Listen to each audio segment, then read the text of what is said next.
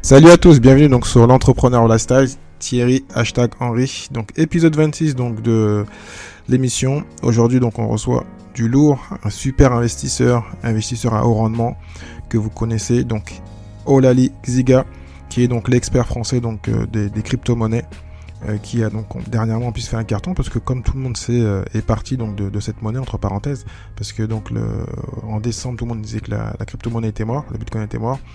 Et donc là, depuis quasiment un mois et demi, enfin 6 semaines, le prix du Bitcoin a remonté. Donc on est actuellement aux environs de 6500 $. Et comme il le dit, donc ça va continuer à monter. Donc voilà, il nous donne beaucoup d'informations, beaucoup de bons conseils pour investir en 2019 et continuer à gagner de l'argent. Et pour ceux qui n'ont pas essayé, il faut s'y mettre. Donc il va donc nous donner sa formation. Donc il faudra donc aller sur community.fr, qui est son blog, où il y a donc sa formation et plein d'informations, blog et vlog pour apprendre à investir. Donc, tout d'abord, donc avant de commencer l'émission, donc je vais vous parler donc du partenaire, bien sûr, donc Thierry-du6henri.fr/audible, AUDIBLE, donc Thierry-du6henri.fr/audible. Donc un mois d'essai gratuit avec donc un audio donc gratuit de business ou un roman, puis ensuite donc 9,95 €. Bien sûr, tu peux donc arrêter quand tu veux, il n'y a pas d'obligation de continuer avec donc cette offre. Bien sûr, si tu aimes, tu continues. Donc voilà, donc moi je vous dis à tout de suite avec donc Ollali Xiga. Merci, je suis content, j'ai eu du mal à t'avoir, mais je suis content de t'avoir. Et actuellement, donc ça tombe bien, on a une bonne actualité sur le Bitcoin. Donc toi qui es l'expert en France et même en Europe et à l'international. C'est que je sais que tu parles anglais, donc très bien. Donc on va donc parler rapidement de ton parcours, te présenter, puis ensuite on va donc poser des questions plus sur l'actualité, sur le futur du Bitcoin et comment donc une personne qui veut commencer à trader va débuter à trader. Donc je te laisse te présenter. Alors, pour me présenter, donc moi je m'appelle Ollali Xiga, donc je suis expert en investissement à haut rendement et en particulier dans les crypto-monnaies. Auparavant, je faisais aussi d'autres types d'investissements et là je me suis spécialisé dans la crypto. Et pour revenir un peu sur mon parcours, au tout départ, donc moi j'avais fait une licence en mathématiques, donc j'étais vraiment dans le domaine des sciences, mais je m'intéressais de plus en plus au fonctionnement de l'argent, au business, etc. Et ça m'a amené à faire ensuite des études de finance et qui m'ont permis d'obtenir 2 masters en finance de marché, en finance d'entreprise, dont un que j'ai obtenu en Angleterre, à Londres. Dès lors, donc j'ai voulu, moi mon rêve c'était d'être trader à la City de Londres, ce qu'on voit un peu à la télé, dans les films, etc. Mais malheureusement, ça s'est pas fait. Donc, cet entretien que j'ai eu pour avoir ce poste-là, il était catastrophique. Donc, ça s'est pas fait. Donc, moi, je me suis dit, qu'est-ce que je fais pour rebondir? Est-ce que je me morfonds sur moi ou bien je me bats pour faire ce que j'ai vraiment envie de faire, c'est-à-dire découvrir des investissements et savoir un peu comment créer de la richesse, on va dire, entre guillemets, à partir de rien, mais à partir de la connaissance et à partir des placements. Donc, à partir de là, donc j'ai dit, OK, je veux être investisseur indépendant. Donc, j'aurais pas besoin des banques et tout pour faire ça. Et j'ai beaucoup cherché différents types d'investissements, que ce soit dans l'art, que ce soit dans les métaux précieux, que ce soit dans les diamants. Et petit à petit, à force de chercher, j'ai découvert justement le Bitcoin. Et ça, c'était en 2011, en fait. Donc, à l'époque, un Bitcoin, s'il y en a qui regardent les graphiques, ça valait à peu près 1 € ou 2 €. Et je me suis dit, bon, là, je pense que je tiens le bon bout parce que c'est une nouvelle technologie, c'est une nouvelle manière d'échanger de l'argent. Donc, je sais que c'est un méga potentiel. Et il s'avère que je ne m'étais pas trompé, vu qu'on a vu les valeurs augmenter très fortement. Et moi, à l'époque, c'était difficile d'investir. Donc, moi, je suis vraiment rentré dedans, en fait, en 2013-2014. Mais pourquoi? Parce que moi, j'ai souvent entendu dire ça. Pourquoi à l'époque c'était difficile d'investir? Parce que certains avaient déjà investi. Parce qu'il y en a qui avaient. En fait, pour investir, si tu veux, on ne pouvait pas faire des virements bancaires classiques. Donc, il y avait une histoire de mandat cash. Tu devais aller à la poste, aller récupérer un code pour que tu puisses activer un compte, mais ça marchait pas tout le temps, tu vois. Donc moi, quand j'ai commencé à réussir à investir, au tout début, je le faisais pas. Ouais, justement, je le faisais par la poste. C'était assez particulier. Et je devais aller chercher ensuite un code par email pour confirmer l'envoi des bitcoins. Donc, dans tous les cas aussi, tu pouvais pas mettre des trop gros montants parce qu'ils n'avaient pas encore démocratisé, tu sais, les virements bancaires. Comme ils en D'accord. avaient peur, les gens, soit ils allaient dans des agences qu'ils trouvaient, qui échangeaient le cash contre les bitcoins, mais on pouvait pas vraiment le faire par virement bancaire. C'est pour ça Ouais, que donc c'était pas facile. il y avait des barrières, donc en même temps, il fallait vraiment être motivé pour vouloir investir. Voilà, et en France, surtout à l'époque, c'était encore plus difficile. Donc moi, comme j'avais du mal, j'avais un peu laissé ça de côté, et c'est que en 2014 que là, je suis revenu. 2014, donc là, le Bitcoin, il avait bien chuté, il était genre à 290 euros. Et bah, l'histoire que j'avais racontée, c'est qu'à un moment donné, j'ai dit que je pense qu'il y a un super potentiel, et je me lance à fond, quoi. Donc j'avais mis 8 000 € dedans. D'accord. Ah Et oui, c'est vraiment. ouais, parce que là, j'avais tellement étudié le domaine de fond, de long en large et en travers, que pour moi, je savais que le potentiel d'être multiplié par 3, par 4, par 5, il était vraiment présent. Question, Et parce que c'est important, parce que bon, ça a double tranchant ce que tu viens de faire, parce que certains, ils peuvent se ouais, dire, mais c'est bizarre, c'est un businessman, c'est un investisseur, il a procrastiné. Mais en fait, tu n'as pas procrastiné, tu as étudié, tu as attendu. Et entre-temps, voilà. t'as fait d'autres business ou tu as étudié d'autres pistes, ou sinon tu t'es dit non, je vais mettre de côté, je vais attendre, je vais encore m'éduquer et je vais me lancer.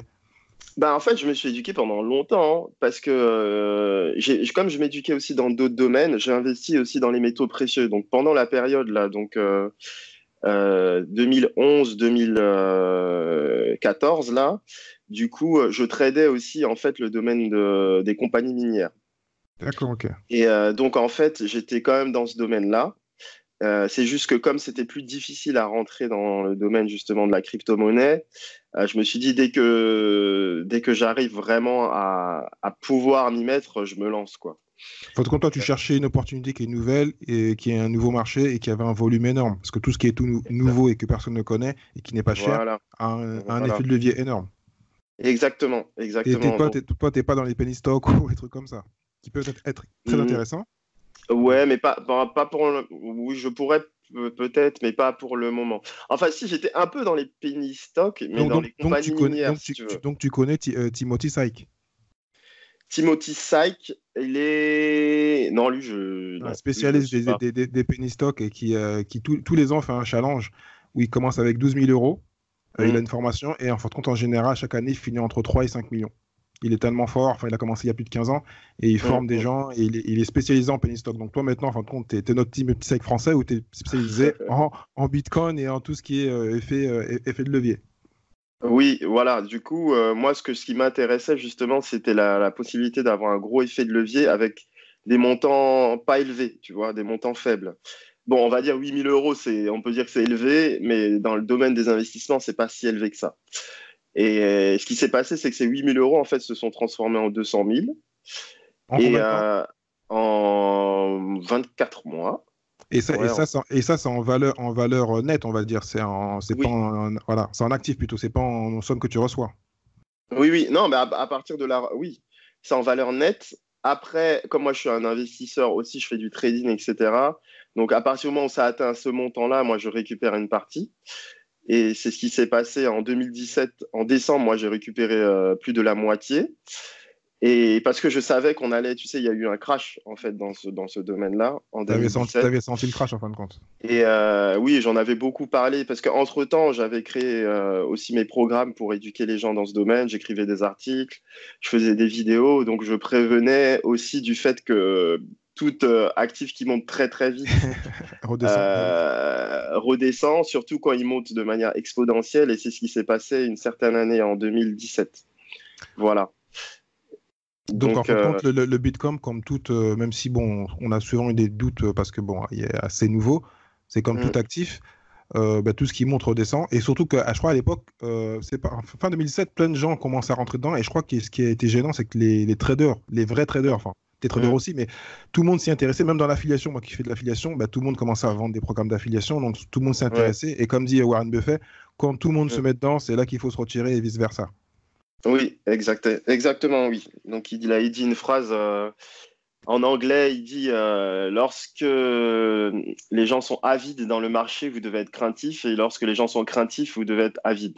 Ce qui s'est passé en 2007, quand tout le monde, enfin, même entre 2005 et 2007, où tout le monde achetait de l'immobilier et que ça montait depuis Voilà, quasiment plus de 10 ans. Et bah, tout ce qui monte, voilà. en plus, il y a des cycles dans l'immobilier, ça on les connaît, Oui, bah, ça oui, allait descendre. exact. Et comme Ouais. moi, j'arrête pas de prédire, parce que j'ai prédit dans un mois dans le podcast que bah, on Mm, est déjà en crise techniquement dans l'immobilier, mais on mm, ne le sait pas, et que mm, ça va cracher à un moment d'autre parce que bah, ça arrête pas de monter. En plus, les taux restent bas, donc c'est pas bon en général. mm. Ah bah oui, exactement. Oui. Et donc là, Exact. parce qu'actuellement, là, ça tombe bien que tu me dis ça, parce que techniquement, c'est monté là. J'ai vu en 6 semaines, je crois que le Bitcoin a doublé, c'est ça?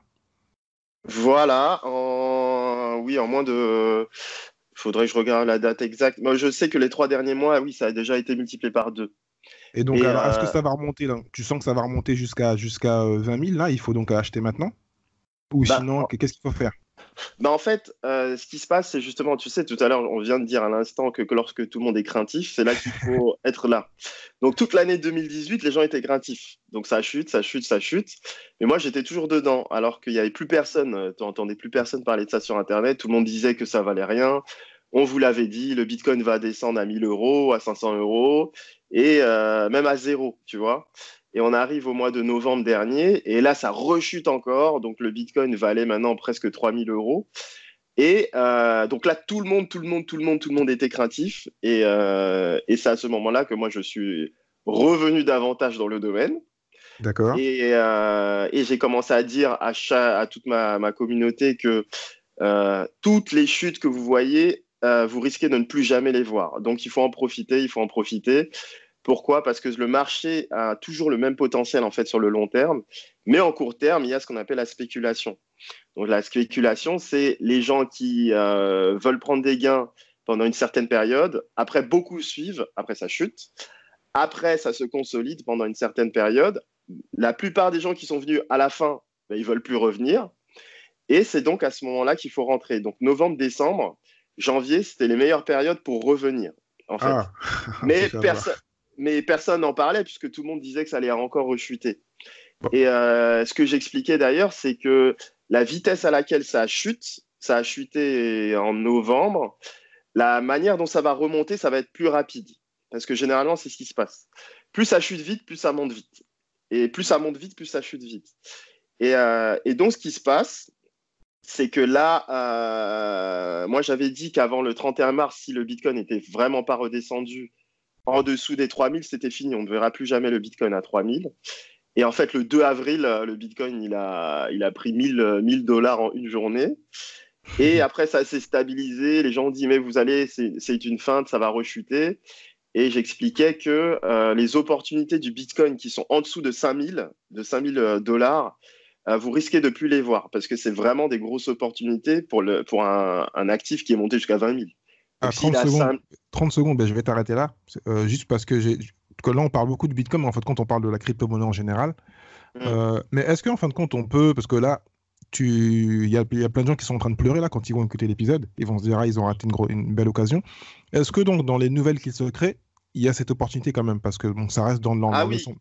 Voilà. Et Est-ce que donc quelqu'un qui a pas de fonds, qui se dit, voilà, il va tenter, même si c'est encore un risque, parce que tout ce qui est une nouvelle monnaie, c'est encore un risque. oui. Est-ce que donc ça vaut le coup donc, de tenter sur une nouvelle monnaie? Il y en a plein qui se créent malheureusement ou heureusement, je sais pas. Ah oui, oui, il y en a plein d'intéressantes. Je vais t'en citer quelques-unes juste après.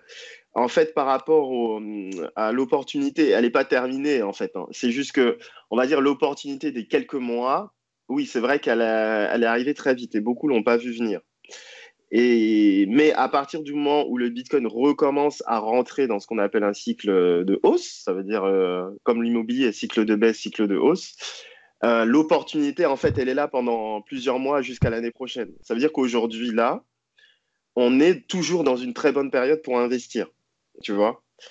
Parce que généralement, quand on repart dans le cycle d'une hausse, on réatteint la valeur haute d'avant. Ce qui signifie que on va se retrouver avec un moment où on va retrouver le Bitcoin à 20 000 comme en décembre 2017.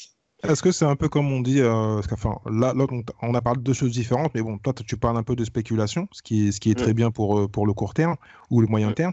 Est-ce que mm, donc on peut se dire qu'on est comme, moi je m'y connais moins que toi, c'est sûr, en investissement où on dit en fin de compte que techniquement quand on place son argent et qu'on ne le sort pas en bourse, il y mm. a toujours eu des cycles et en fin de compte, au bout du compte, sur le long terme, on est toujours gagnant. Est-ce que donc sur le Oui. Bitcoin, ça peut être ce cas-là, ou est-ce qu'il y a quand même des risques parce que on a toujours, il y a quand même toujours un peu un inconnu. C'est un nouvel Oui. actif, Mm. donc Bah, comment tu vas le faire? c'est un nouvel actif, sauf que maintenant, il a déjà fait ses preuves depuis 10 ans, en fait. Et il faut savoir que dans la planète, c'est l'actif qui a le plus progressé de ces 10 dernières années. Il n'y en a aucun, en fait, qui a fait ça. D'accord, Et ça signifie que pour confirmer qu'un actif fonctionne, généralement, justement, il faut une période de 10 ans, tu vois. d'accord. Parce que tu as 2, 3 ans, c'est pas suffisant. 4, 5 ans, oui, c'est intéressant. 6 ans. Mais quand tu as 10, ça veut dire que tu as eu le temps de faire plusieurs cycles, tu vois. Et là, on est justement à la 10e année. Il y a eu beaucoup de cycles, hein, de hausse, de baisse et tout ça. Mais si tu prends les périodes, donc on va dire 2011-2014, bah c'est en hausse. Tu prends 2014-2017, c'est en hausse. Tu vois, là, je prends des périodes de 4 ans à peu près. Donc, si on prend 2017, mais on fait 4 ans, il faut 2021. Ça veut dire qu'il faut attendre au moins l'année prochaine. Mais on s'aperçoit. Même si, parce que moi, comme je t'ai dit, et j'y crois dur comme fer, même si, bon, j'espère que je vais me tromper quand même. Et comme beaucoup disent, il va y avoir une crise immobilière et financière. Est-ce que donc le Bitcoin va être indirectement impacté? Ou est-ce il est hors du marché, il va marcher de son côté? Bah justement, le Bitcoin est hors du marché, Ah, notamment par le fait que les gens le considèrent aujourd'hui comme l'or 2.0, c'est-à-dire l'or numérique. d'accord. Ça veut dire que dès qu'il y a un souci dans le marché, dès qu'il y a des choses instables, les gens veulent se réfugier dans l'or, ça c'est connu, mais maintenant ils veulent se réfugier dans les crypto-monnaies parce que c'est quelque chose que, bon, si tu veux, l'État ne peut pas toucher. Donc c'est une valeur refuge, mais numérique. Voilà, ça a pris cette fonction en fait. Tout seul, ça a pris cette fonction. C'est pour ça que dans des pays où il y a des problèmes avec l'argent comme au Venezuela, le Bitcoin est très prisé en fait. Et Et actuellement, comme quoi on est en crise, que l'or est remonté aussi. voilà, là en fait, on est en ce qu'on appelle récession, mais pas, la crise n'est pas encore officielle. On est Non, en mais moi, crise depuis un. c'est juste parce que je suis optimiste, j'ai envie de repartir en bas de la vague et remonter, mais bon, c'est pas bien. Oui, Donc, en fait, quand on baisse les taux, etc., c'est pour faire tenir justement le marché. Parce que lorsqu'on baisse les taux, les gens achètent. Donc, lorsqu'ils les achètent, il y a les taux, les intérêts, et donc il y a création de l'argent. l'économie Mais continue à fonctionner parce que tout le monde consomme. voilà, mais ça Mais le fonctionne un problème, c'est qu'il y a peu. certains qui empruntent qui ne devraient pas emprunter, mais bon, parenthèse. Voilà, oui, mais en fait, ça fonctionne un peu sur perfusion. Donc, c'est pour ça qu'on voit pas encore on voit pas officiellement à la télé qu'il y a crise, que tout le monde se fait licencier, etc. Parce qu'ils font tenir ça de cette manière-là. Et ils veulent le repousser le plus possible, mais quand on fait ça, on sait que ça crée une bulle. Mm. Et c'est pour ça qu'on est dans une bulle dans quasiment tous les marchés financiers classiques, en particulier les marchés technologiques là, et aussi l'immobilier, puisqu'on a redépassé le niveau de la crise des subprimes. Donc on sait aussi qu'on est en bulle et qu'on essaye de. Et pareil pour les dettes. Tu vois, la dette de la France a atteint 98 là, donc on sait également que on est un bulle un peu dans beaucoup de domaines, mais on tient avec ce système-là, le système de baisser les taux et de faire croire que ça fonctionne toujours. Donc, Mais lorsque. j'ai deux questions, excuse-moi de te couper, sinon j'ai oublié. Mm, Deux questions, parce que je pense qu'ils vont intéresser les gens. Donc, mm. deux questions qui n'ont rien à voir. Dans un interview que tu as fait dernièrement, tu as indiqué que les États commencent à se mettre dans les monnaies numériques. Moi, ça me fait peur. Est-ce que donc c'est pas quelque chose qui pourrait créer une crise aussi? Parce que si l'État s'en mêle, c'est moi. Il y a plus de monnaie numérique, il n'y a pas d'intérêt en fin de compte. Non, c'est deux choses différentes en fait. C'est une très bonne question, très très bonne question, mais c'est deux choses différentes. En fait, si l'État veut faire une monnaie numérique, ce qu'ils vont faire, en fait, c'est qu'ils vont faire une espèce de monnaie un peu parallèle à leur monnaie classique, mais qui restera privée. Or, le but là du Bitcoin et toutes les autres monnaies, c'est d'avoir des monnaies qui sont libres. Ça veut dire qu'on peut échanger sans avoir besoin d'une confirmation d'un État ou d'une banque. Mais si les États veulent faire ça, c'est pour avoir une petite réserve d'une monnaie, mais qui sera une monnaie de chez eux, en fait. Ce ne sera pas la même chose. Donc, ce ne sera pas une monnaie libre. Donc, les gens ne vont pas spéculer sur cette monnaie-là. Il faudra qu'elle soit tout le temps stable. Est-ce que donc ce sera un peu comme des obligations qui sont un peu sûres Voilà, ils vont faire plutôt ce système-là. D'accord, ok. Ça veut dire avoir l'opportunité d'avoir une nouvelle manière d'investir. Et s'ils font une monnaie numérique, tu vois, par exemple, ça va être une monnaie qui va permettre d'acheter certains trucs ou de payer certaines choses. Par exemple, Et donc, et donc, payer. et donc, Oui. est-ce que moi te couper indirectement, donc ça va valider les crypto-monnaies? Ah oui, bah, ils sont déjà dedans. Par rapport à la technologie sous-jacente qu'on appelle blockchain, ils Mhm. sont déjà en fait dedans en fait. Donc c'est pour ça que c'est un domaine qui ne peut plus disparaître comme ça. Parce que j'ai même entendu que Xavier Niel avait racheté une société qui est spécialisée dans la crypto-monnaie, je crois, hier ou avant-hier. J'ai pas suivi parce que là j'étais un peu en vadrouille, mais ça m'étonnerait pas. Oui, ça m'étonnerait pas. Et donc, Tu as. une autre question, excuse-moi, parce que Hum, j'ai toujours peur d'oublier les questions. hum, Donc, toi, tu es un expert, on le sent. Moi, j'ai des petites hum, connaissances. La hum, personne, est-ce que donc tu conseilles, parce que là, il y a plein de gens qui disent, ah non, il y a de l'argent, j'ai envie, ça m'intéresse. Mais toi, hum, t'as deux masters, enfin, tu dors dedans, hum, hum, hum, voilà, t'as la crypto-monnaie dans les veines. Comment on hum. fait pour investir si on n'a pas tout ça? Bah, comment on fait pour investir? Est-ce qu'on investit en, Moi, en prenant la base, excuse-moi de te couper encore, hum, que ben, c'est bas, il faut y aller, que ça va monter, enfin le truc basique, bas, ça monte. Enfin, le truc enfin, pas la Warren hum, Buffett, j'ai oublié la personne qui a formé Warren Buffett, j'ai oublié son nom. On prend hum, pas cher et on attend que ça vende plus haut et on revend. hum, Comment on hum. fait, réellement? Bah, en fait, ça dépend de l'objectif de chaque personne. Si une personne ne s'y connaît pas et veut juste tester et voir, il faut juste qu'elle se fixe un nombre de mois ou un nombre d'années. Ça veut dire qu'elle pose l'argent soit en une fois ou une fois tous les 3 mois et elle regarde ce qui se passe dans un an ou dans 2 ans. C'est tout, puisque la personne ne connaît pas. Maintenant, si la personne veut profiter de la chose, là, par exemple, qu'on a vu de ces dernières semaines, là, ben, il faut qu'elle se forme un peu. Donc, il faut qu'elle lise et qu'elle se forme également dans le domaine pour avoir des indications sur les opportunités de marché. Voilà. Mais la personne qui veut investir, comme on dit, en bon père de famille, moi, par exemple, j'ai ma mère qui avait investi, mais c'était en 2016. Donc elle, dans tous les D'accord. cas, elle est gagnante. Mais, parce que je lui en avais parlé, dans tous les cas, elle est gagnante vu qu'elle a investi, le Bitcoin valait 600 euros. Donc malgré la chute de toute l'année dernière, elle est toujours en positif, tu vois. D'accord, Et ok. elle s'est dit, je vais voir, hein, ton truc, c'est intéressant, je regarderai dans 4 ans ce que ça m'apporte, tu vois. Donc 4 D'accord. ans, comme je t'ai dit, 2016, c'est 2020, tu vois. Et bien entendu, au moment, elle a déjà récupéré plus que sa mise, vu que 2016 à 2017, on a vu ce qui s'est passé. Donc là, elle est dans un investissement où tout ce qui se passe, c'est que du bonus. Donc ce que je conseillerais, c'est que les gens qui investissent à partir du moment où ils gagnent leur mise, même fois 2, par exemple, bah, qui récupèrent en fait l'argent qu'ils ont investi. Comme ça, tout ce qui se passe, c'est que du bonus, tu vois. Mais donc, par rapport à ça, parce que donc, est-ce que donc il faut faire comme dans la bourse classique, il faut donc investir de l'argent qu'on est prêt à perdre, ou sinon ben, tout miser, enfin all-in comme on dit, et tu mets tout ce que tu as, et puis tu touches du doigt, tu dis bon, ça va passer, ou vraiment tu mets une somme que tu es prêt à perdre. Et une autre question, ça je te Oui. pose deux questions.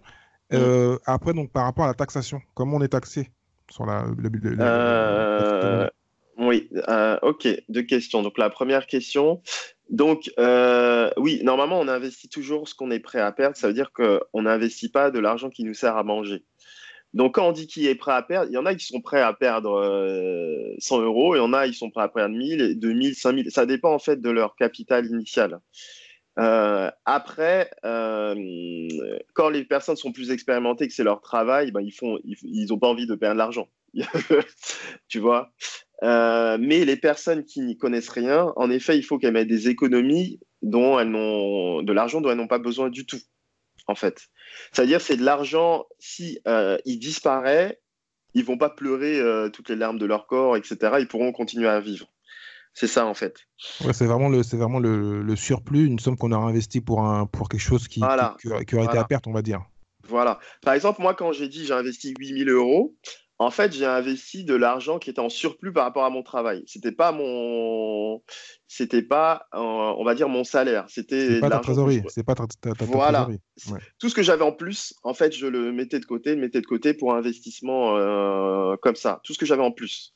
Donc, ça a atteint justement 8000 et j'ai dit, bon, tout ça, j'ai en plus, j'en ai pas besoin, je peux le mettre. Parce que si je le perds, et rien ne va changer du tout, tu vois.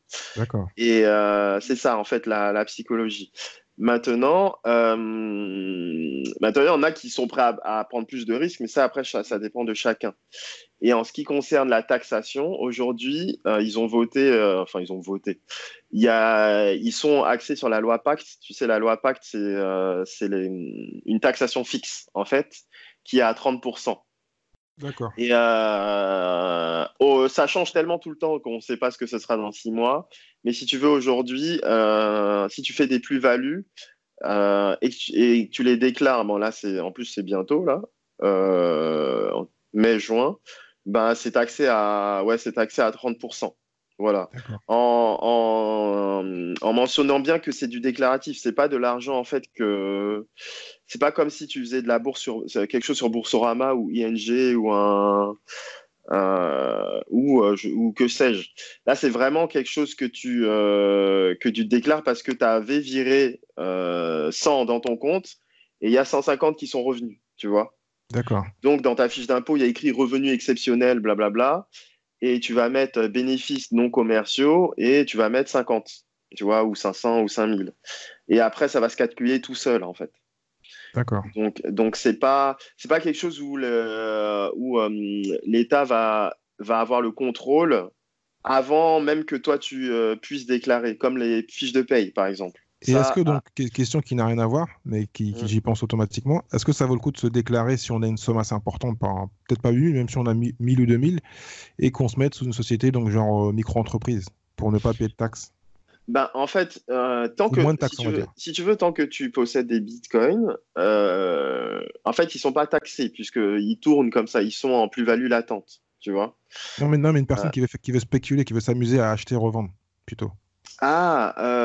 oui. Bah si, en fait, tu le feras, mais tu seras taxé. Si, ce sera l'IS. Enfin, micro-entreprise, je sais pas s'ils n'ont pas l'IS d'ailleurs, vu qu'ils sont encore auto-entrepreneurs un peu. Mais généralement, si tu veux faire ça, Ou ouais, il faut à avoir. moins que tu aies une autre formule, hein, si tu as une autre type de structure, parce que c'est vrai, comme c'est en ligne et c'est pas. À part que quand on est en France, ben, malheureusement, ben, parce on est en Mhm, France depuis plus de 6 mois, ou sinon il faudrait ouais. partir à Malte ou ailleurs pour aller investir. Bah Mais- aujourd'hui, ouais, aujourd'hui, bah si tu veux, moi. Bah, aujourd'hui, moi, j'ai une structure de formation et de coaching. Mhm. Donc, c'est pas évident de faire ça sous ce Ouais, nom-là. c'est un peu technique, quoi. Voilà, donc je suis du coup, là, je fais une nouvelle structure spécialisée que pour le trading en compte propre. Et là, ça signifie que tous les bénéfices, quand je veux les faire rentrer en professionnel, là, je parle en professionnel, hein, Oui, c'est l'IS qui va être dessus, tu vois. d'accord. Alors que quand je fais en perso, là, tu le mets dans ton compte classique et bah, tu dois faire ta déclaration, en fait. Ouais, Mais donc là, là, oui. là, c'est en perso. Là, ça va embrouiller les gens. Donc, je vais envoyer les gens au Bitcoin Trading Success, à ta formation. Ça va être plus simple parce que là, je pense qu'on a perdu certaines personnes. Donc, oui, donc là, Ouais. c'est un peu technique. Donc, bon, Mm, il faut oser se lancer. Et après, si on mm, gagne, on verra après. Malheureusement, c'est qu'on est en France, il faut payer toujours quelque chose. Donc, c'est comme mm, ça. mm. Donc, il faut tout faire pour gagner le maximum. Donc, moi, Voilà. malheureusement, j'avais plein de questions, mais je sais que tu es pris par le temps et moi aussi. Mm, Je vais te poser donc les questions que je pose à tous les invités à la fin. mm. Donc, hop, que je retrouve mes belles questions. Yes. Donc, déjà, merci pour tout ce que tu viens de nous dire. Je vais mettre donc les liens vers la formation et vers ton site. Donc, quel est le business dont tu rêves à part celui que tu fais, que tu fais actuellement? À part ce que je fais Est-ce actuellement, qu'il y a un business que tu rêves, genre créer un fonds, créer une monnaie, peut-être une crypto-monnaie? ben là, c'est plus parti. En fait, là, c'est plutôt avoir le rôle de business angel, c'est-à-dire participer à des projets qui sont pour moi très inspirants et très prometteurs, et pouvoir investir dedans et être membre, si tu veux, des shareholders, comme on dit en anglais. Ouais, Et ça tombe bien, puisqu'en ce moment, justement, je voyage dans des. Là, j'étais par exemple à Monaco, où il y avait un sommet sur le domaine de la blockchain. Il y ouais, avait beaucoup de startups aussi très intéressantes dans ce domaine-là et qui ont des potentiels mais d'avoir de toucher vraiment à l'international, tu vois. Et d'accord. ça c'est quelque chose qui m'intéresse beaucoup. Maintenant, moi, créer une monnaie, ça m'intéresse pas tant que ça parce que si tu veux, le temps de travail par rapport à la récompense et tout ce que tu dois organiser, il n'est pas aussi profitable que ce que je fais moi en trading, tu vois. D'accord. Et comme j'ai une logique, moi, d'expansion, on va dire plutôt de manière exponentielle, ça veut dire ça bouge pas, ça bouge pas, ça bouge pas et ça bouge d'un coup. Des gros C'est effets de plus, levier, quoi. voilà, c'est plus facile ce que je fais moi en trading parce que déjà, comme j'avais accumulé pas mal, maintenant j'ai des plus gros leviers pour pouvoir travailler et avoir des plus gros montants. Et lorsque ensuite je capitalise sur ça, là, moi, ça me permet aussi d'avoir une puissance financière pour pouvoir investir dans des projets qui me tiennent à cœur, tu vois. D'accord. Et ce que je ne pouvais pas du tout faire avant parce que on est vite limité. Parce que ce genre de projet, c'est plus 100 000 euros minimum qu'il faut mettre dedans. Ah ouais. Et donc, pour avoir la puissance financière, moi, c'est la stratégie que j'ai. Comme je suis spécialisé dans le trading à haut rendement. Voilà. Est-ce que toi aussi, parce que je vois que tu parles de Business Angel, est-ce que toi aussi, tu as regardé un petit peu les Dragon Den, les Shark Tank et tout ce qui est les Ouais, émissions de... si, j'ai beaucoup regardé Shark Ouais. Tank. J'aime beaucoup, même s'ils sont très durs. C'est bien Bah, que là, il faut être un requin. Donc, non, non, ouais. c'est très formateur. Moi qui suis pas financier de base, mais j'aime beaucoup ces émissions-là. Parce que je regarde pas la Mm, télé, mais ça, je prends le temps parce que ça reste du business, donc j'apprends toujours des choses ouais. intéressantes. Donc, Bah, c'est quel ce est... que. Oui, Ouais. excuse-moi. Non, bah justement, par rapport à ça, c'est ce que je fais là en ce moment quand on me pose des questions, quand on me présente des projets, quand on m'a présenté des projets, bah je pose des questions très pointues pour savoir si ça tient la route, quoi. Mm. C'est Et important, ouais. voilà. Et quelle est donc pour toi la meilleure expérience en tant qu'entrepreneur ou investisseur que tu as eu? Alors, la meilleure expérience en tant qu'entrepreneur, bah en fait, il y a pas, je sais pas si je peux dire une seule. Bah moi, si tu veux, c'est d'avoir eu la possibilité de faire des conférences à l'international et de partager et mon histoire et mon domaine d'expertise. Donc ça, c'est quelque chose en fait de très gratifiant lorsque tu commences à partir de rien Mhm. et qu'on te donne une audience. Parce que j'ai été en Suisse, à Londres, à Montréal. J'ai parlé devant plus de 1000 personnes en octobre dernier. Donc ça, c'est quelque chose de très gratifiant en tant qu'entrepreneur de pouvoir partager tout ça. Après, l'expérience, oui, l'expérience, c'est aussi pouvoir voyager et travailler un peu au rythme que tu veux et rencontrer des personnes un peu partout. Ça veut dire ouvrir ton esprit vraiment grand, ce qui est quelque chose qui est assez difficile lorsqu'on est en entreprise classique avec un travail salarié. Ça, c'est pas évident. Donc ça, c'est quelque chose qui me fait énormément plaisir de pouvoir faire tout ça, en fait. Ouais, c'est un gros enrichissement, on va dire. En plus d'enrichissement pécunier, bah, tu t'enrichis intellectuellement et aussi en réseau, on va dire. Voilà, exactement. Donc, quel est pour toi le meilleur levier pour devenir entrepreneur? Alors, le meilleur levier pour devenir entrepreneur, bah, ce sera pour moi le meilleur adjectif déjà, c'est la persévérance. Donc ça, c'est le Ah. meilleur adjectif. Pourquoi? Parce que c'est possible pour tout le monde, mais beaucoup pensent que c'est réservé à certains. Et en fait, la seule différence qui fait que certains arrivent et d'autres n'arrivent pas, c'est qu'il y en a qui continuent en fait. Parce que tu as vu, moi j'ai parlé de 2011, et après quand j'ai commencé à vraiment entreprendre, on était en 2013. Et quand j'ai eu des résultats, vraiment, on était en 2017. Et beaucoup de personnes qui ont commencé en même temps que moi n'ont pas continué, en fait. Hmm. Et c'est pour ça que c'est pour moi le meilleur adjectif pour réussir dans ce domaine. Après, il est certes qu'il faut que tu trouves tes forces. Il faut que tu trouves tes forces. Il faut que tu trouves ce qui te passionne, ce que tu as envie de développer.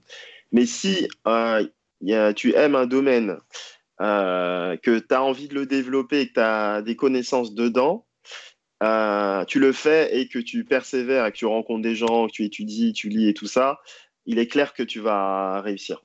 Ça, pour moi, Ok. je suis sûr à 99%, même à 100%, Je suis d'accord avec toi, ouais. parce que ça se vérifie, en fait. Ça se vérifie. Toutes les personnes qui ont un domaine qu'ils connaissent, qui ont envie de développer, s'ils continuent, ils auront des résultats. Hmm. C'est tout. Ouais, bah, en tout cas, Voilà. t'es pas le premier, t'es pas le dernier entrepreneur à le répéter, donc faut juste bah, y croire et croire en soi et persévérer, comme tu dis. Voilà. Donc, quel est le livre que tu conseillerais à tout entrepreneur et pourquoi? Alors, toi, tu demandes une chose à chaque fois, c'est dur. Non, mais Ben, certains ont dit plusieurs livres, donc tu peux te permettre de dire plusieurs livres. moi, si tu veux, un des plus puissants que j'ai lu, c'est Think and Grow Rich Oui. de Penser et devenir Napoléon riche. Hill. Oui. Oui, voilà, Penser et devenir riche de Napoléon. Parce qu'en fait, tout est dedans. S'il y a un seul livre que les gens doivent lire pour comprendre, c'est celui-là. Parce que Moi, malheureusement, je l'ai prêté, on me l'a piqué, je l'ai jamais revu.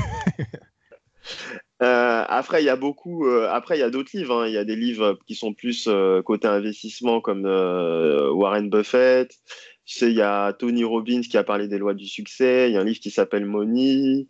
Non, mais Il y en a celui-là, c'est vrai celui-là, il est souvent cité parce que c'est vrai que ben, la base de tout, enfin, moi, je dis comme un arbre, il a des racines et il faut avoir un bon mindset. Et c'est vrai que celui-là, quand on le lit, même si certains, il y a certaines parties qui sont un peu spéciales où on parle ouais, du transfert du sexe, enfin, il y a des trucs qui sont un peu, oui, on se dit, mais bon, oui, il faut mais vraiment, il faut un peu vraiment plus rentrer méta. dedans. Oui, Il il y a faut des choses vraiment qui sont, rentrer dedans ouais. et il y a un côté un peu philosophique et puis se dire que Mm. voilà, quoi, tout vient de l'intérieur et donc c'est ce qu'il faut comprendre dedans, en fin de compte. Voilà, et ils disent que ben, quand tu t'entoures des gens qui te ressemblent, Comme le aussi, mastermind, ouais. voilà, comme c'est ce que Jim Rohn disait, tu vas faire comme les gens qui te ressemblent en fait. Et donc si c'est pour ça qu'il dit que tu es la moyenne des 5 personnes avec qui tu traînes. Dans tous les cas, tu vas faire comme les gens qui te ressemblent. Et du coup, si tu traînes avec des gens qui t'élèvent, bah, tu vas toi-même t'élever et arriver à faire ce que tu veux. C'était ce que j'ai fait moi depuis que j'ai commencé en fait. Mm. Et donc voilà, donc si par rapport au livre, pour moi je dirais celui-là parce ça englobe un peu tout, même s'il y en a d'autres. Ouais. Donc, dernière question avant donc, de te libérer. Quelle est la compétence que tu rêves d'avoir? La compétence que je rêve d'avoir, la compétence. Alors, la compétence. euh, c'est une question générale, ouverte, Comme tu ou veux, dans ouais. mon domaine, ou dans mon Dans tout domaine. ce que tu veux, peut-être. Non, non, dans tous les domaines. Euh, Moi, je dirais parler le chinois, en fait. C'est un peu Parler drôle. le chinois. Ah Parce oui. que ils sont très nombreux et je sais qu'il y a un très, très, très, très gros marché là-bas. Et En plus, parler chinois, ça veut techniquement, enfin, ça veut dire beaucoup et rien, parce que le chinois, en fin de compte, tu veux dire le mandarin, parce que comme ils ont plusieurs langues, il ah faut. oui, le mandarin, Ouais, oui, le oui, oui. mandarin, ah, d'accord. Parce que Oui, sinon, c'est vrai qu'ils ont énormément. Bah, quand je dis chinois, oui, c'est le principal. Donc, c'est le mandarin. oh, je m'inquiète pas, c'est pas très compliqué pour toi. Si t'as pas Euh, raté le master, le chinois, mais comme tu dis, parce qu'en plus, moi, c'est marrant, j'ai fait une vidéo dernièrement où je parlais de Jim Rohn et de l'immersion, et hmm, je prenais un exemple d'un entrepreneur qui disait que ben, pour développer et changer, il faut faire ce qu'on appelle de l'immersion totale. Et on prend hmm, un petit Français qui est afro-antillais, maghrébin, qui est né hmm, en France, on prend le bébé, on le met dans une famille chinoise. Qu'est-ce qui va se passer? C'est hmm. un exemple que j'ai vu d'un leader. Et automatiquement, donc, il Ah, va parler chinois, il va avoir les mœurs chinois parce qu'il a grandi, ben, c'est la même chose que les 5 personnes qui s'entourent. Et donc, toi, hmm, ben, hmm, c'est simple, toi, vu que hmm, tu traites, il suffit que tu ailles faire un an en Chine, tu vas parler chinois. Et c'est pas très hmm. simple. Donc, Oui, tu oui, auras, oui, oui, pu oui. trouver plus compliqué. Oui, oui, oui. Après, en compétences plus dures, euh... en compétences plus dures, je suis sûr qu'il y en a plein, mais j'arrive pas à trouver. Ah, je t'ai piégé. Bon, c'est pas grave, t'inquiète pas. Si, si, si, si, si. Si, c'est arriver à faire de la lecture rapide. Ça veut dire à lire très vite Ah, les livres. oui, c'est vrai. Ouais, moi, j'ai tenté parce que bah, j'ai lu aussi Tim Ferriss, Ouais, cette histoire de mettre les barres à côté, de lire. Ouais, ouais, c'est intéressant ça. C'est vrai que c'est spécial ça. C'est un ouais. vrai super pouvoir. C'est vrai. Ouais, parce qu'à chaque fois qu'on me donne des livres, là, je mets du temps. Je passe au livre audio sinon, Comme moi. mais en livre papier, je galère parce que faut tourner, c'est long. Tu lis un, 2, 3, 4, 5 lignes. Après, tu tournes la page au bout de je sais pas combien de temps. Faut se poser, ouais, c'est spécial. Ouais, Et il c'est faut vrai que le livre audio, moi, je suis passé à ça et des fois, c'est plus long parce que les versions audio souvent sont plus longues que le livre. Enfin, c'est bizarre, ouais, c'est un peu différent. Mais bon, il ouais. est vrai qu'on a en général beaucoup de temps quand il faut juste mettre le casque, on a beaucoup de temps pour lire. Donc, je conseille aux gens de lire des livres audio. Donc, Olali, grand, grand, grand, grand merci. Je Merci pense que à ça a donné toi. beaucoup de valeur à ceux qui veulent se mettre au Bitcoin. Donc, je vais mettre tous les liens vers tes formations et ton site pour que les gens aient vraiment relire. Parce que souvent, même s'ils n'ont pas les moyens, que le fait de relire de regarder tes vidéos, relire tous tes articles, c'est un début de Mhm. formation. Voilà. Donc, c'est déjà pas mal. Oui, Réécouter oui, oui. ce podcast et puis ne pas hésiter à ensuite passer le pas et à se former. Et en se Mhm. formant, après, on aura moins peur et automatiquement, on pourra scaler Oui. son business. Donc, voilà.